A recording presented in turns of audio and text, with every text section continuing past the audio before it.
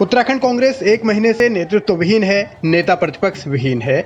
Party को एक ऐसा नेता नहीं मिल पा रहा जो नेता प्रतिपक्ष बन सके। ये आलम तब है जबकि पार्टी के पास विधायक महज 10 हैं।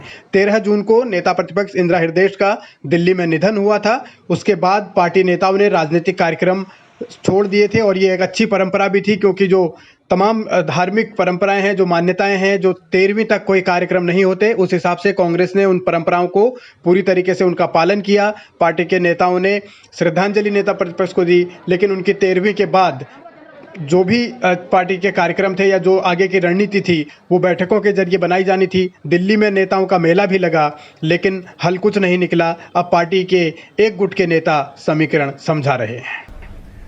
राज्य के अंदर जो जनसंख्या का अनुपात है, ब्राह्मण लगभग 22-23% है, राजपूत लगभग 53-54% है, अनुसूचित जाति की जनसंख्या 19 से 20% के बीच में है और 4% में अन्य लोग हैं। तो ऐसे में राजपूत को नेतृत्व देने के साथ साथ ब्राह्मण को भी अगर मौका मिलेगा तो निश्चित रूप से पार्टी को इससे ताकत मिलेगी और उसमें गढ़वाल कुमाऊं के साथ साथ पर्वतीय और मैदानी का सामंजस्य रखना पड़ेगा। उत्तराखंड में 40 सीटें पर्वतीय हैं, 30 सीटें मैदानी हैं, गढ़वाल में 41 सीटें हैं, कुमाऊं में 29 सीटें हैं। तो उन सबको ध्यान में रखते हुए पार्टी हाईकमान अगर हरीश रावत जी को इलेक्शन कैंपेन कमेटी का चेयरमैन बना करके चेहरा घोषित करती है और उसके साथ साथ किसी ब्राह्मण को अगर अध्यक्ष पद पर और प्रीतम सिंह जी को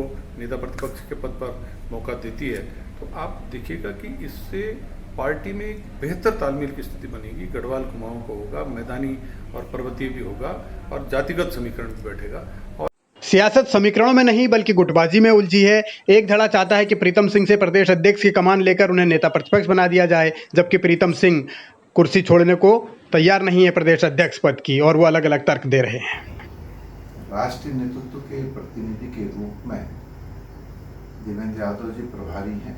उन्होंने एक नहीं कई बार इस बात को कहा है कि उत्तराखंड राज्य के अंदर संयुक्त नेतृत्व में कांग्रेस चुनाव लड़ने का काम करेगी। और इससे पूर्व हमने 2002 में भी संयुक्त नेतृत्व में चुनाव लड़ा, 2007 में भी संयुक्त नेतृत्व में चुनाव लड़ा और 2012 में भी हमने संयुक्त नेतृत्व में चुनाव लड़ा।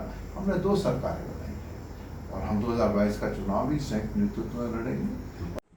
चुनाव जैसे जैसे करीब आ रहे हैं वैसे वैसे कांग्रेस में धड़ेबाजी भी बढ़ रही है, और यही धड़ेबाजी पार्टी के नेताओं को एक दूसरे से दूर कर रही है। और ऐसे हालात में ये कैसे समझा जाए कि कांग्रेस जो सपना सत्ता में आने का देख रही है वो कैसे पूरा होगा, वो कैसे साकार होगा, क्योंकि एक तरफ हरीश रावत विरोधी गुट है और एक तरफ हरीश रावत समर्थक गुट है, और इसी गुटबाजी में कांग्रेस उलझी है। सवाल यही है कि आलाकमान क्या फैसला लेगा, कब लेगा, कहीं ऐसा न हो कि देर हो जाए और फिर हालात हाथ से निकल जाएं।